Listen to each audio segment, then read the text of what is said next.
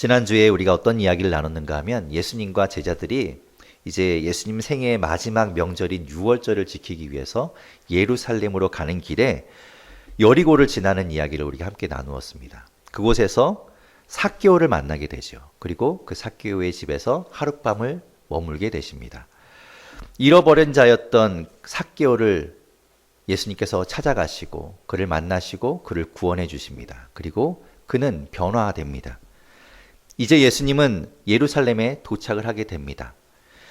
예루살렘 성에 들어가실 때 우리가 종려주일에 보던 것처럼 예수님은 나귀, 그 새끼 나귀를 타고 예루살렘 성에 들어가십니다. 그리고 그 예수님을 맞은 사람들은 열렬하게 환대하며 예수님을 맞이합니다. 예수님은 가장 먼저 어디로 가시는가? 성전으로 가십니다. 그 앞에서 장사하며 부당한 이득을 취하던 자들의 상을 다 엎으시고 그들을 그곳에서 내쫓아 버리십니다. 그것은 성전의 본래의 의미를 회복하기 위한 것이기도 했고, 동시에 부정부패로 그들과 결탁하여 썩어있던 종교 지도자들에 대한 경고이기도 했습니다. 그들이 지금까지 그래왔던 것처럼 기득권을 누리고 경제적인 부를 얻기 위해서는 반드시 예수를 죽여야만 했던 것이지요. 그들의 걸림돌 되는 예수, 그를 없애야 되겠다.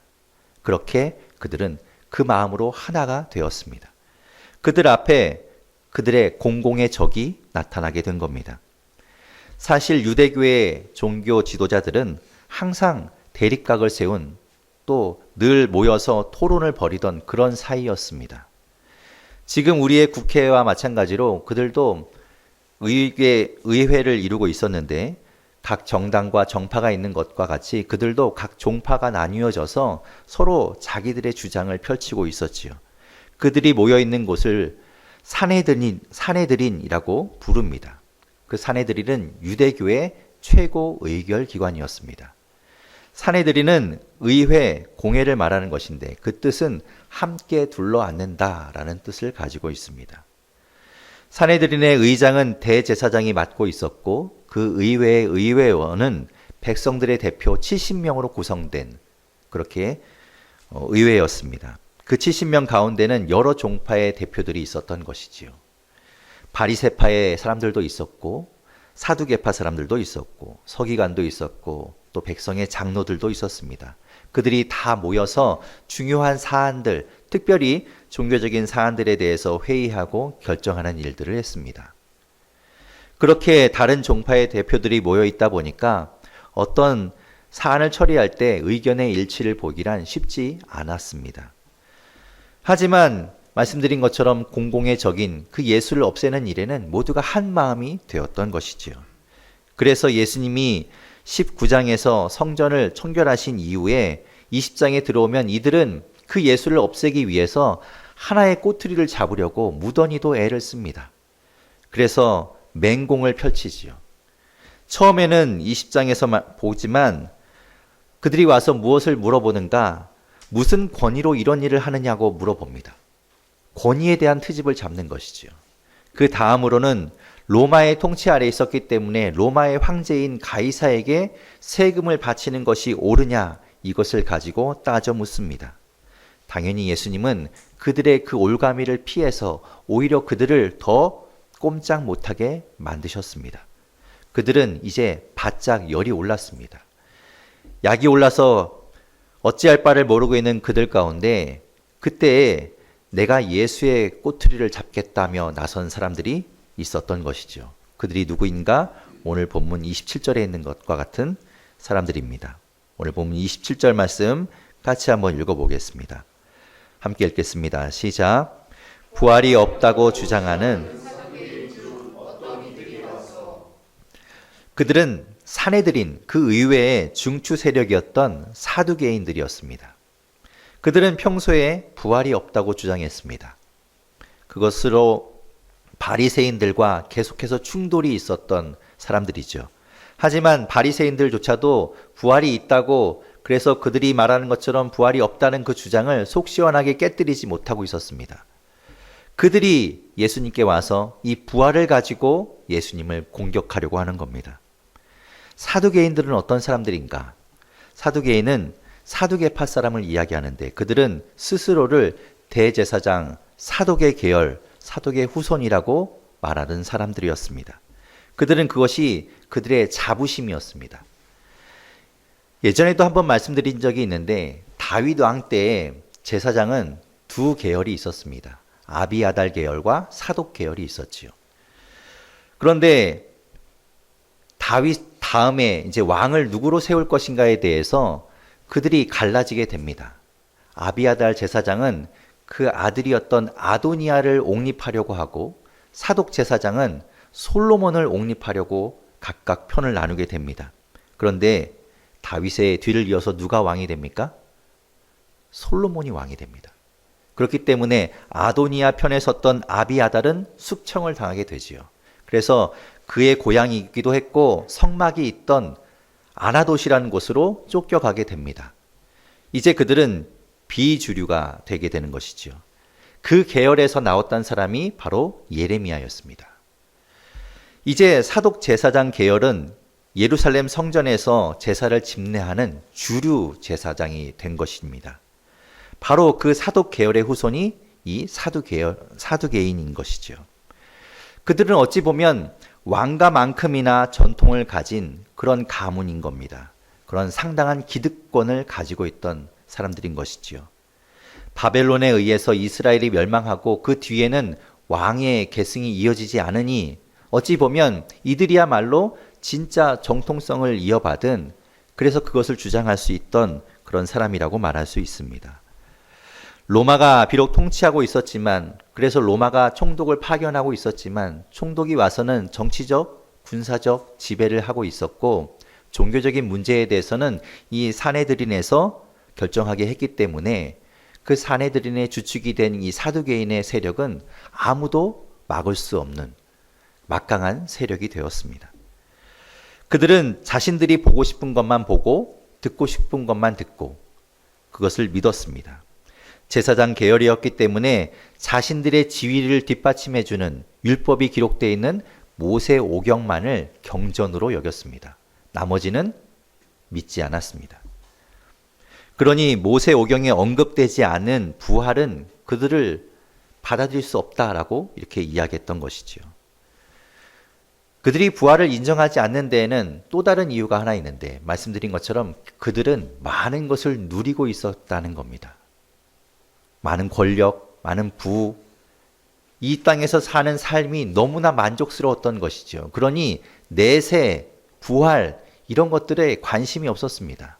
지금 내가 살고 있는 이 삶, 이 땅에서의 삶이 너무나 중요하고 소중했기 때문입니다. 그들은 하나님과 인간을 분리시킨 철저한 세속주의자들이었습니다. 사내들인 가운데 그들이 가장 예수님의 말씀을 듣고 화가 났을 겁니다. 가장 많은 것을 누리고 있으니 그것을 질책하고 그것을 이야기하는 예수님이야말로 얼마나 미웠겠습니까? 자고로 싸움에서 에이스가 맨 마지막에 등장하는 것처럼 이제 그들이 맨 마지막에 나서서 예수님을 공격하는 겁니다. 가소로운 것들, 너네는 그러니까 안 되는 거야. 다 저리 비켜. 내가 이제 카운터 펀치를 날리겠다 라고 자신 있게 나선 것이지요. 그들이 유일하게 믿고 있는 경전, 모세오경에 나오는 말씀을 들고 와서 예수를 공격하는 겁니다. 오늘 본문 28절에서 33절에 그들이 이렇게 이야기합니다. 오늘 본문 28절에서 33절 말씀 같이 읽어보겠습니다. 시작. 물어 이르되 선생이며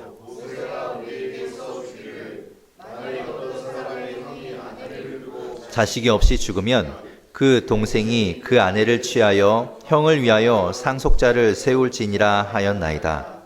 그런데 7형제가 있었는데 마지가 아내를 취하였다가 자식이 없이 죽고 그 둘째와 셋째가 그를 취하고 7이 다 그와 같이 자식이 없이 죽고 그 후에 여자도 죽었나이다. 7이 다 그를 아내로 취하였으니 부활 때에 그 중에 누구의 아내가 되리이까? 이렇게 묻는 것이지요. 그들이 이야기하는 건 이겁니다. 신명기 25장 5절 말씀에 모세가 하나님의 말씀을 통하여 이렇게 명령했었습니다. 제가 그 말씀을 읽어보겠습니다. 형제들이 함께 사는데 그중 하나가 죽고 아들이 없거든 그 죽은 자의 아내는 나가서 타인에게 시집가지 말 것이요 그의 남편의 형제가 그에게로 들어가서 그를 맞이하여 아내로 삼고 그의 남편의 형제된 의무를 그에게 다 행할 것이요. 이것이 바로 계대 결혼 제도입니다. 형의 아내가, 형수가 아들을 낳지 못한 상태에서 형이 죽게 되면 그 형수를 동생이 이어받게 되는 것이지요. 바로 이 말씀을 들고 와서 있었지도 않은 가상의 사건을 이야기하면서 예수를 공격하는 겁니다. 그리고 그것을 부활과 관련시켜서 질문하고 있는 것이죠. 이 말씀은 이 모세를 통해서 하나님께서 왜 이 계대결혼 제도를 이야기하시는가? 지금으로서는 우리가 이해하기 힘든 말씀입니다. 지금의 우리가 받아들이기에는 너무나 어려운 말이지요. 폐륜처럼 들리기도 합니다. 하지만 이 말씀은 하나님께서 여성의 인권을 유린하고 그 인권을 파괴하려고 주신 말씀이 아닙니다. 당시의 상황에서 이해해야 하는 말씀이지요. 당시의 상황에서 보면 이 말씀은 은혜의 말씀입니다. 왜 그런가? 당시에는 결혼한 여성에게 있어서 남편이 죽는다는 것은 하늘이 무너지는 것과 같은 일이었습니다. 앞으로 살 길이 막막해지는 일이었던 것이지요. 왜냐하면 여성이 사회 활동을 할 수 없던 시대이기 때문입니다. 그나마 아들이라도 있으면 그 아들에게 그 가문의 땅이 상속됩니다. 그래서 그 땅을 이용해서 농사라도 지어 먹고 살 수 있지요. 그런데 아들마저 없다면, 남편도 없고 아들도 없다면 이제 그 여인에게는 완전히 사형 선고가 내려지는 겁니다. 그 여인을 아무도 거두어 주지 않으면 이제 살 방법이 없어진 것이지요. 창기로나마 살아가야 될까요? 다른 방법이 없는 겁니다. 철저히 사회적 약자일 수밖에 없는 그런 여인들의 삶을 보면서 하나님께서 이런 제도를 만드신 겁니다. 지금하고는 완전히 다른 시대이기 때문에 있었던 법이지요. 룻기가 바로 그런 이야기입니다. 이스라엘에 큰 흉년이 듭니다. 그래서 살 길을 찾아서 한 가문이, 한 가족이 모압 땅으로 피신을 하게 됩니다. 엘리멜렉과 나오미 부부, 그리고 그 두 아들인 말론과 기럐이 모압 땅에 가서 살다가 그 아버지 엘리멜렉이 그 땅에서 죽게 됩니다. 나오미와 두 아들이 남았는데 그 두 아들이 각각 모압 여인과 결혼하게 되죠. 그런데 그 아들들이 아들을 낳기 전에, 후손을 낳기 전에 안타깝게도 둘 다 죽어버린 겁니다. 이제 시어머니 나오미와 두 며느리가 남은 겁니다. 시어머니 나오미는 모압 족속인 두 며느리에게 자신들의 족속으로 돌아가라고, 거기 가서 너희 살 길을 마련하라고 이야기합니다. 한 며느리는 돌아가고 한 며느리는 남습니다. 그가 바로 룻입니다. 이 며느리 룻은 시어머니와 함께 다시 이스라엘로 돌아오게 됩니다. 원래의 고향으로 돌아오지요. 그런데 돌아와서 먹고 살 일이 막막한 겁니다. 말씀드린 것처럼 아무것도 없어서 살아갈 길이 없는 겁니다. 그래서 그들은 어떻게 살아가는가? 마침 추수철이었기 때문에 떨어진 나달을 주워서 먹고 살아갑니다. 추수철이었으니까 가능하지. 이제 그 모든 추수가 끝나게 되면 그들은 먹을 것이 없어지는 것이죠. 그때 보아스라는 사람을 만나게 되고 그가 이 룻을 받아들이게 됩니다. 그러면서 그들에게는 살 길이 열리게 된 것이죠. 이 룻이 바로 다윗의 증조 할머니가 됩니다. 그 가문에서 다윗이 나오게 되는 겁니다. 그렇게 이 계대 결혼 제도는 약자일 수밖에 없는 여인을 구제하기 위한 은혜의 제도였던 것입니다. 그것을 들고 와서 칠형제의 예를 들면서 예수님께 묻고 있는 겁니다. 첫째 아들이 결혼했다가 아들 없이 죽습니다. 그러면 둘째가 그 형수를 받게 됩니다.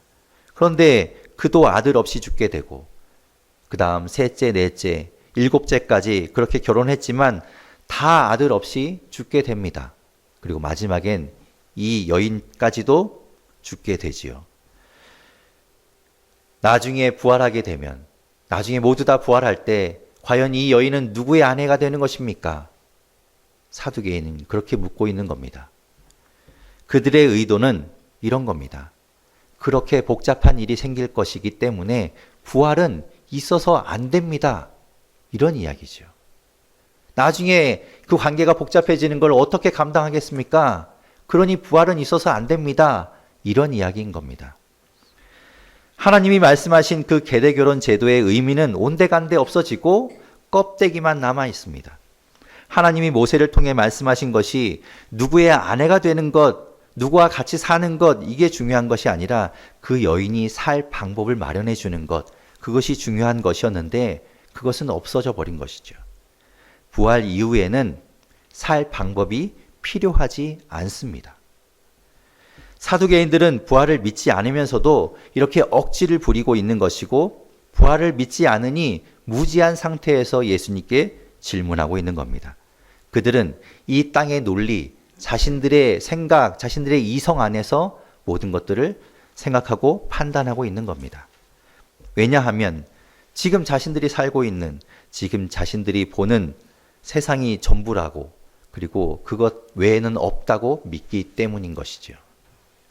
이에 예수님께서는 그들에게 부활을 정확하게 말씀해 주십니다.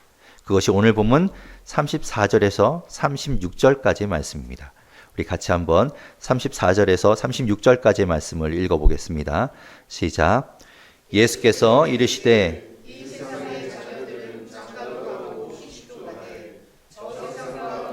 죽은 자 가운데서 부활함을 얻기에 합당히 여김을 받은 자들은 장가가고 시집가는 일이 없으며 그들은 다시 죽을 수도 없나니 이는 천사와 동등이요 부활의 자녀로서 하나님의 자녀임이니라. 아멘. 예수님이 말씀하시는 이 부활을 통해서 우리는 부활의 중요한 사실 두 가지를 알게 됩니다. 첫 번째 사실은 결혼이 필요 없다는 겁니다. 이 땅에서의 결혼은 온전함을 이루기 위한 제도입니다. 예수 그리스도가 이 땅에 오셔서 이루실 부활 이후에는 우리가 온전함을 이루기 때문에 더 이상 결혼이 필요가 없는 것이지요. 하나님이 세상을 창조하시고 남자와 여자를 만드셨습니다. 그런데 그 남자와 여자가 각각 독립적인 개체로서 따로따로 완전한 삶을 사는 것이 아니었습니다. 하나님 보시기에 혼자 있는 것이 온전하지 않아 보였습니다. 그래서 하나님은 그 남자와 여자가 결합하도록 말씀하시죠. 창세기 2장 24절에서 하나님은 이렇게 말씀하십니다. 제가 읽어보겠습니다. 이러므로 남자가 부모를 떠나 그의 아내와 합하여 둘이 한 몸을 이룰지로다. 아멘. 여기서 이야기하는 것, 둘이 만나 결합하는 것, 하나가 되는 것, 그것은 뼈와 살이 마치 하나를 이루고 있는 것과 같은 이야기입니다. 그렇게 남자와 여자가 하나가 되는 것, 결합될 때 진정한 하나가 된다. 그제서야 비로소 하나가 된다. 이런 말이지요. 그 전에는 온전하지 않다라는 말입니다.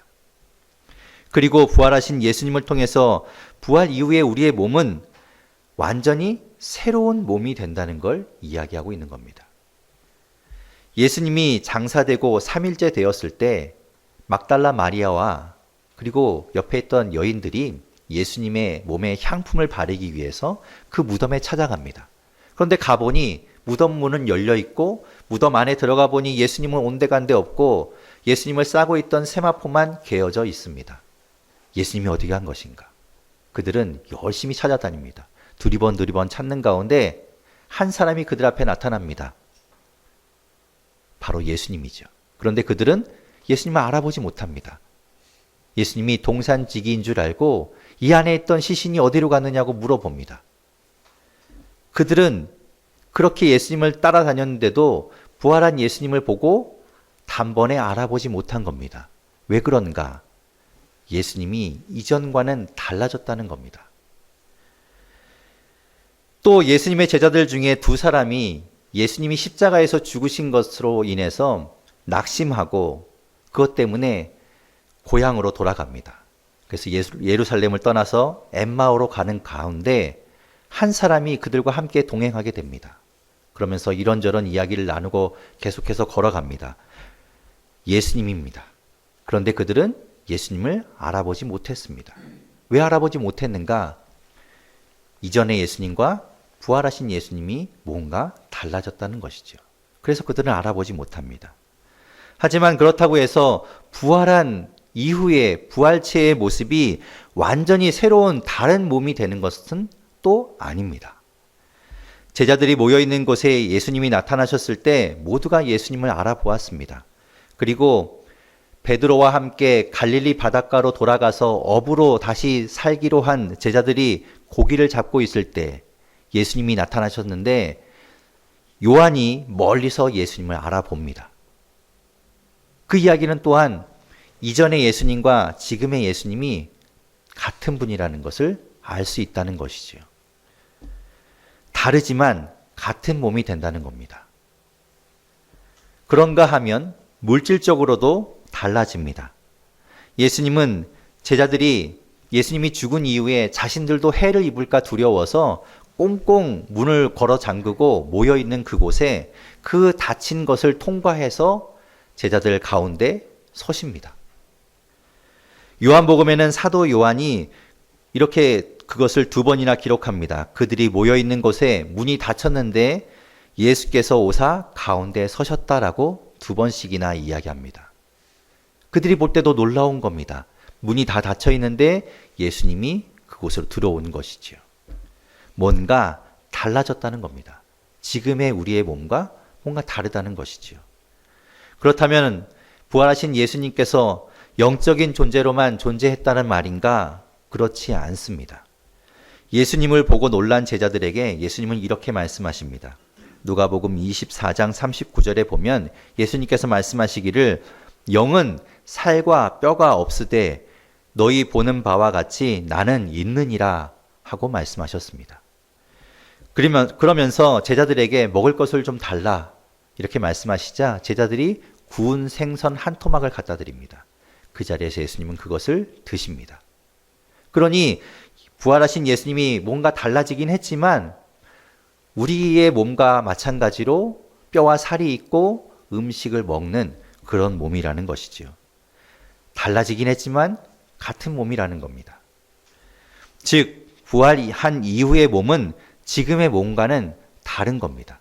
좀 더 정확하게 이야기하면 지금의 우리의 몸과는 다르고 같지 않은 그런 무엇인가 새로운 것이 된다는 것이지요. 그러니까 부활 이후에는 결혼이 더 이상 필요 없는 것입니다. 결국 사두개인의 말은 잘못된 것이지요. 2번째, 예수님께서 말씀하신 것을 통해서 부활 이후에 우리가 알게 되는 2번째 사실은 다시는 죽지 않는다는 겁니다. 부활은 단순히 죽었다가 살아나는 것을 이야기하는 것이 아닙니다. 죽은 사람이 살아나는 것이 부활이라면 예수님 이전에도 있었고 훨씬 이전에 약 1000년 전에도 그런 일이 있었습니다. 성경에서 죽은 사람이 살아나는 첫 번째 사건은 열왕기상 17장에 나옵니다. 북이스라엘의 가장 악한 왕이었던 아합 왕 때에 선지자 엘리야가 활동합니다. 엘리야는 우상을 섬기는 그 악한 아합 왕 때문에 그 북이스라엘에 이제 극심한 가뭄이 올 것이다라는 것을 선포하고 그리고 피신하게 됩니다. 하나님은 그 엘리야를 먹이시지요. 시냇가에서 물과 음식으로 그를 먹이십니다. 그런데 가뭄이 심해지자 시냇물도 말라버립니다. 그때 하나님께서는 엘리야에게 사르밧이라는 곳으로 가라라고 말씀합니다. 그곳에 가면 과부가 있는데 내가 그에게 너에게 음식을 마련해 주라고 내가 준비해 두었다. 이렇게 말씀하시죠. 그래서 이 엘리야가 사르밧이라는 곳에 갑니다. 갔는데 진짜 과부를 만나게 되지요. 하나님을 철석같이 믿었던 이 엘리야는 그 과부에게 마치 맡겨놓은 것을 찾는 것처럼 먹을 것을 달라고 이야기합니다. 처음에 말씀드렸죠. 과부는 정말 살기 어려운 사람이었습니다. 가뭄 가운데 남에게 무언가를 줄 수 있는 형편이 아니었습니다.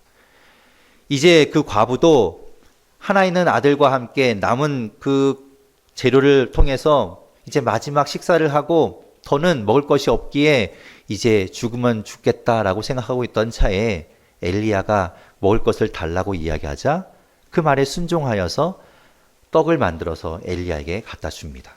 엘리야는 그 떡을 먹고 그 그 집을 축복해 주지요.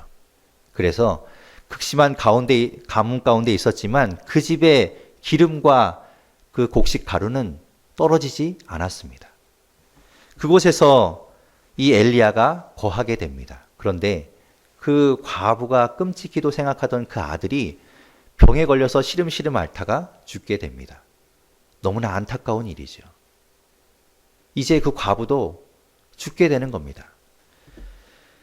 그 사실을 알게 된 엘리야는 그 아이를 데리고 그 아이를 안고 자신이 거처하던 다락으로 올라가 그 아이를 눕혀놓습니다.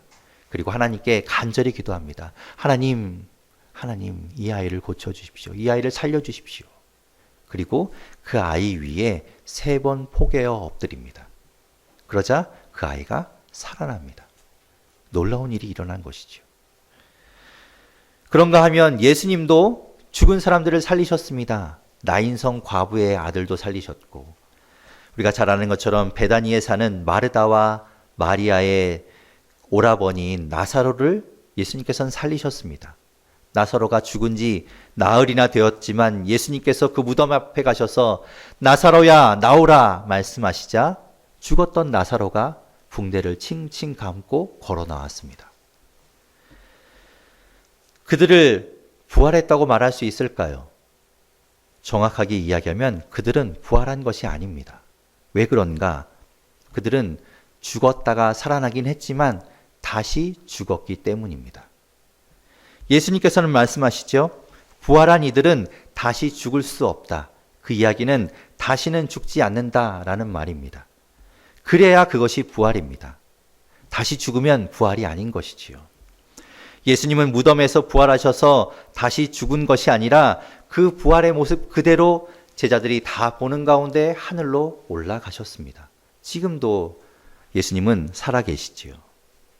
예수님만이 죽었다가 살아난 이후에 다시 죽지 않았습니다. 그래서 예수님이 부활의 첫 열매가 되시는 겁니다. 예수님이 오시는 날 우리도 예수님처럼 부활할 것입니다. 그러니 예수님이 처음 부활한 것이라고 말하는 겁니다. 즉 부활은 우리가 지금 생각하고 인식하고 느끼는 것과는 완전히 다른 것입니다. 예수님은 부활 후에 우리를 천사와 같이 된다고 말씀하십니다. 그러면서 예수님은 부활한 우리와 하나님의 관계를 이렇게 말씀하십니다. 오늘 본문 37절과 38절에 말씀하시는데 우리 같이 본문 37절, 38절 같이 읽어보겠습니다. 시작. 죽은 자가 살아난다는 것은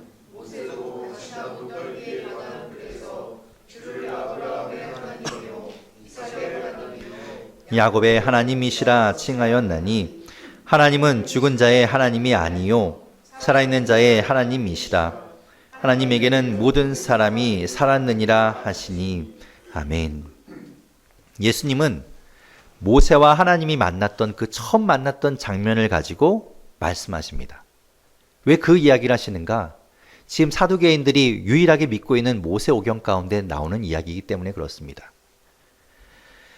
이집트에서 공주의 아들로 잘 살고 있던 모세는 동족을 도와주기 위해서 이집트 사람을 때려 죽이게 됩니다. 그래서 그것이 발각될까 두려워 이집트를 떠나 미디안 광야로 도망가서 살게 되죠. 거기에서 40년을 숨어 살면서 양치는 목동으로 살아갑니다. 그러던 어느 날 양떼를 데리고 호렙산이라는 곳에 이르게 됩니다. 그런데 그곳에서 가시나무가 불타고 있는데 그 떨기나무가 불타고 있는데 그 가운데서 하나님을 만나게 되는 겁니다. 그때 하나님이 모세에게 당신이 누구인지를 이렇게 말씀합니다. 출애굽기 3장 6절에 이렇게 말씀하시는데 제가 읽어보겠습니다. 또 이르시되 나는 내 조상의 하나님이니 아브라함의 하나님, 이삭의 하나님, 야곱의 하나님이니라. 모세가 하나님 배웠기를 두려워하여 얼굴을 가리매. 출애굽기의 이 말씀은 사두개인들도 너무나 잘 아는 말씀이었겠죠. 아마 외우고 있었을 겁니다. 그들이 유일하게 인정하는 모세오경 가운데 그들이 유일하게 인정하는 모세, 그 모세가 하나님을 만나는 아주 중요한 순간이기 때문에 그렇습니다. 그런데 모세를 만나신 하나님이 뭐라고 말씀하시는가? 당신을 뭐라고 소개하는가? 죽은 조상들, 이 모세의 윗조상들, 아브라함과 이삭과 야곱의 하나님이다라고 말씀합니다. 왜 하나님은 이렇게 말씀하실까? 그들은 죽어서 사라진 것이 아니라는 겁니다. 사두개인들이 생각하는 것처럼 인생은 살았을 때가 전부이고 죽으면 아무것도 없는 것, 그 뒤에는 아무것도 없이 다 사라져 버리는 것이 아니라는 겁니다. 하나님은 말씀하시죠. 아브라함도 이삭도 야곱도 비록 육신은 죽었지만 지금도 여전히 살아있다. 나는 그 살아있는 그들의 하나님이다 라고 말씀하시는 겁니다. 왜냐하면 그들 또한 부활 때에 다 살아날 것이기 때문입니다. 따라서 하나님은 죽은 자의 하나님이 아니라 비록 육신은 죽었을지라도 부활 때에 다시 다 살아나게 될 그들의 살아있는 자들의 하나님이라고 말씀하시는 겁니다. 결국 하나님 앞에서 모두는 살아있다는 것이죠. 그러니 우리가 눈으로 보는 인생이 전부인 것 같아도 그것이 전부가 아니라는 말입니다. 제가 지난주에 보았던 82년생 김지영이라는 영화에서 미혼으로 보이는 직장인들이 아이를 데리고 커피를 마시고 있는 김지영에게 이러쿵저러쿵 말들을 합니다. 그런 말들은 참 안 들리게 하면 좋을 텐데 마치 들으라는 듯이 이야기하지요. 팔자 좋다. 남편 잘 만나서 저렇게 남편이 벌어다 주는 돈으로 커피 마시고 여유 있게 살고 나도 저렇게 살면 좋겠다. 뭐 이런 식으로 이야기합니다.